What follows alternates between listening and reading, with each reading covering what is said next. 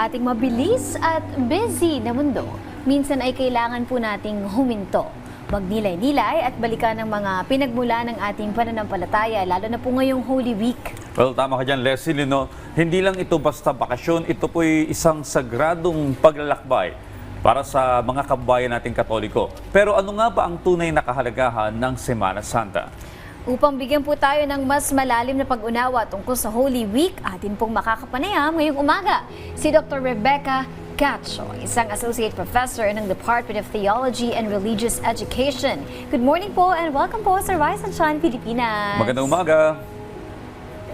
Magandang umaga po, magandang umaga sa lahat ng nanonood at nakikinig. Alright, para sa ating pong mga ka-RSP na nanonood ngayon, ano nga po ba yung pinakamalalim na kahulugan ng mahal na araw o Holy Week? Ang mahal na araw ay pagkilala sa kagandahang loob ng Diyos na namukhaan natin kay Jesus. Ang buong buhay, pagpapakasakit, pagkamatay at muling pagkabuhay ni Jesus ay sagisag ng di matatawarang pagmamalasakit ng Diyos sa tao.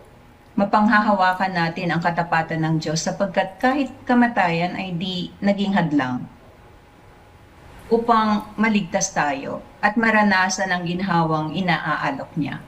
Sa likod ng mga tradisyon o kaugalian tuwing Semana Santa ay ang mas malalim na pananampalataya nating mga Pilipino.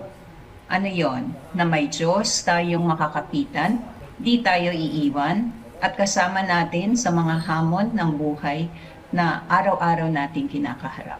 Saan po ba nagsimula ang tradisyon po na ito? Tsaka bakit po natin siya pinagdiriwang talaga taon-taon?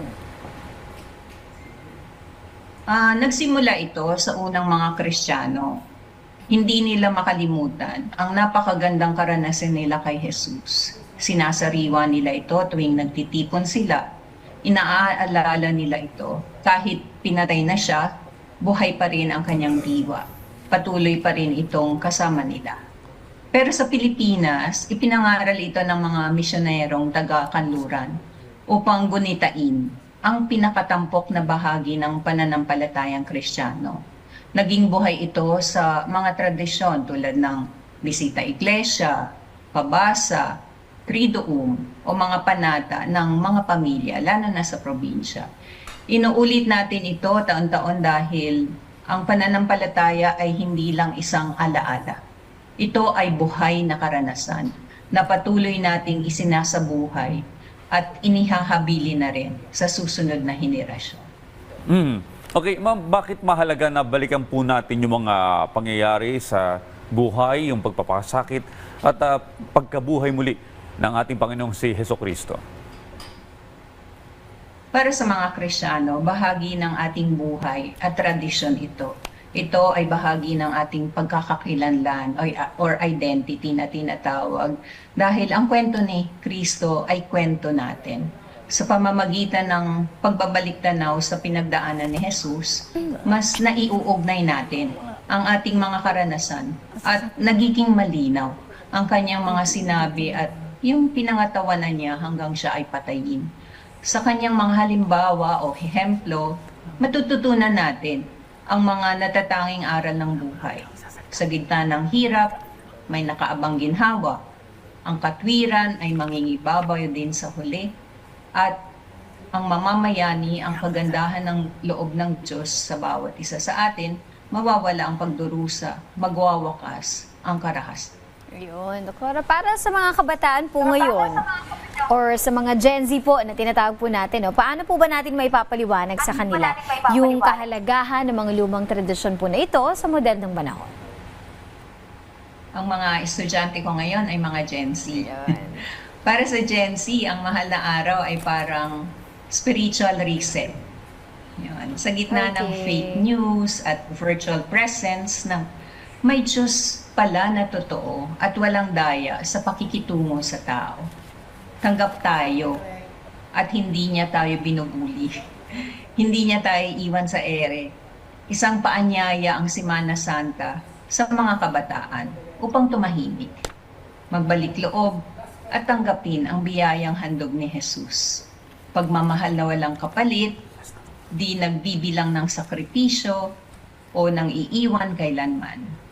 Kay Jesus, Friendship never dies, kaya may forever. Wow, my Wow. forever. Well, pero sa dami po, bilang panghuli ma'am, sa dami po ng inaasikaso sa araw-araw, abala tayo eh. Dahil sa hirap ng buhay, kailangan maghanap buhay, no? Paano nga ba dapat mag-pause at magnilay-nilay ang isang Katoliko ngayong mahal na araw? Ano po ba yung pinaka-puso ng okasyong ito? Sa gitna ng ating pagiging abala, ang mahal na araw ay isang paalala na nagbibigay sa atin ng espasyo upang huminto. Kahit sandali lang.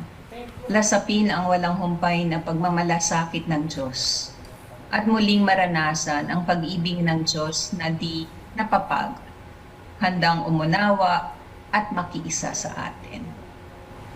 Ang pag-pause, sabi nga nila, pagtahimik, ay hindi lang pahinga sa gawain, kundi pagbabalik loob sa tunay nating dahilan kung bakit tayo namubuhay. Ang pagdarasal ay nangangailangan ng pananahimik, pagsusuri ng buhay, at pakikinig sa binubulong ng Diyos sa ating mga puso. Sa gitna ng ingay ng mundo, may mga hadlang ba sa paglapit natin sa loob ng Diyos? May mga dapat ba tayong baguhin sa ating pagkatao? Ito ay panahon na tanungin ang sarili. Ano nga ba ang dahilan ng aking pagbangon?